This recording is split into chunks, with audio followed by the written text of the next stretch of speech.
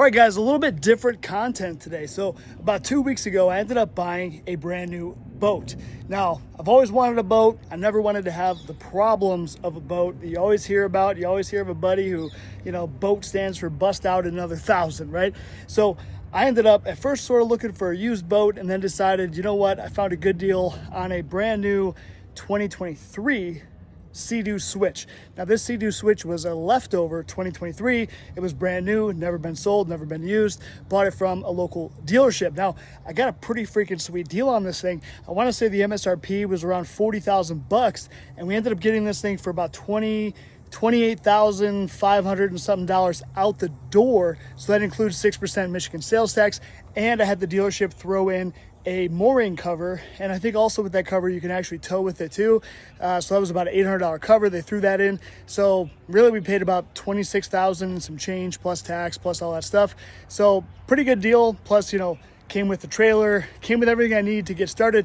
And the best part, even though it's a 2023, it still has the 3-year factory warranty from Seadoo, which that's what had me sold. That way we have peace of mind. We can get out on the water, have fun, tow the kids on tubes and all that stuff, and just not have to worry about anything for the next 3 summers. Now again, I've never owned a boat. Now my dad had a boat when I was a kid growing up for a few years, and it was just like, I don't know, a 19 or 20 foot inboard motor type of boat, and we used to go out on Lake St. Clair. We had a lot of fun. It was cool, but I knew that what I wanted to get was something that I could tow the kids with and take them tubing. We live around a whole bunch of lakes and a whole bunch of areas where we can just trailer in, drop in, go have fun for the day, and drive back home within 10 minutes. Now on the other hand, my wife wanted a pontoon boat so that we could just be out there on the lake chilling, cruising, and I was like, that's just going to be so lame. I just knew that wasn't for me. I want something that's going to be fast and a little bit fun.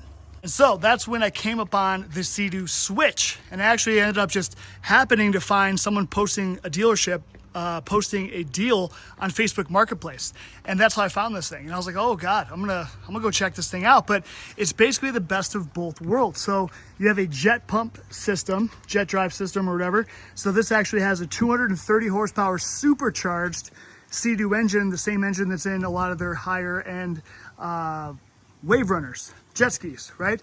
And so you've got that engine in here, super good maneuverability. It's got reverse, got forward, all that good stuff. And the cool thing is this thing, with like one person in it, unloaded with a lot of stuff, they say it'll hit about 45 miles an hour. More realistically, this thing holds 9 people. So let's say we have this thing loaded down with coolers and all that stuff. Maybe you hit, 30, 35 miles an hour on flat water. So still plenty fast to be able to tow people, all that cool stuff. Now we've had this boat out 3 times now, and so far, dude, it's freaking awesome. We love it so far. Another cool thing with this boat is it's very light. I want to say the boat's only like maybe 1,600 pounds, and you got whatever the trailer weighs, 500 or 600 pounds. So you probably got less than 2,500 pounds to be able to tow around.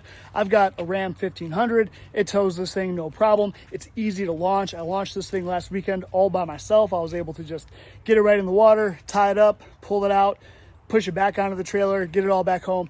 Easy peasy. Now this one is the sport model, so it's kind of like a mid-level model. This is also 21 feet long. These do come in different lengths, I think down to 13 feet, and you can even get 130 horsepower as the base. Then there's 170 horsepower. Both of those are naturally aspirated, and then the 230 horse is the highest one with the supercharged engine. Would be cool if they had a 300 horsepower version, but so far this thing seems plenty enough to just cruise around, have fun. So it's got a little swim platform out back. You can also this is their link system, link system. Very expensive for all this crap, but you can get cool stuff like coolers and 5-gallon fuel jugs that just will be able to clip on here and stay on here. So that's pretty cool. It's got the little bumper thing here. This is to hook your tube or your line for towing, for tubing. It's got the little bimini top, which is cool. I've even seen some guys get some extension pieces like off Amazon for cheap if you wanted to have that too. So getting on the boat, this particular one, you've got these little soft pads you can lay on. You can sit, put your back against here while you're cruising. So you got 1, 2, 3, 4, 5, 6, 7, 8, plus the driver. You got room for 9 people on this thing.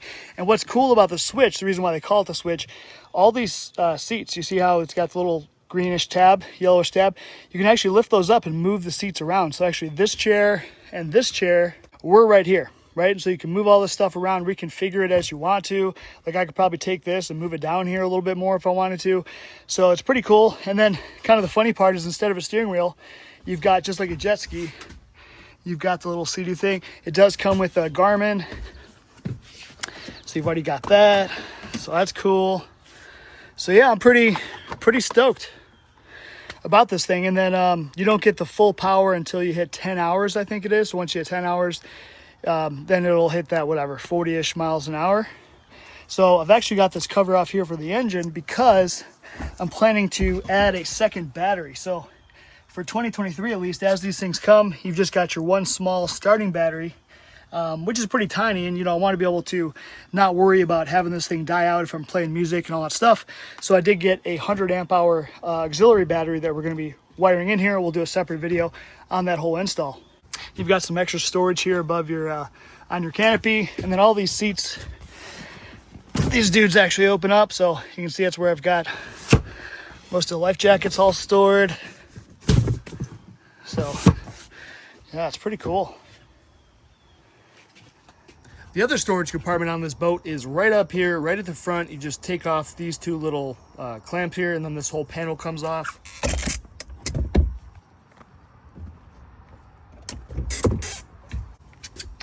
So you can see you got quite a bit of room in here. Now this is an auxiliary battery that I'm actually starting to install, which we'll go over that in detail on a separate video. But yeah, so they do give you a spot for this already, which is cool. And then if you don't want to have that, then you just got an extra little bit of volume for storage. So yeah, just a quick update on my new 23 Seadoo Switch. We'll do a bunch of videos here as we do some upgrades, which there are quite a few planned. We'll see how many we can get to this summer. It's already, mid-July here. So for Michigan, we don't have a whole lot of time left. All right, guys, that's going to be it for this one.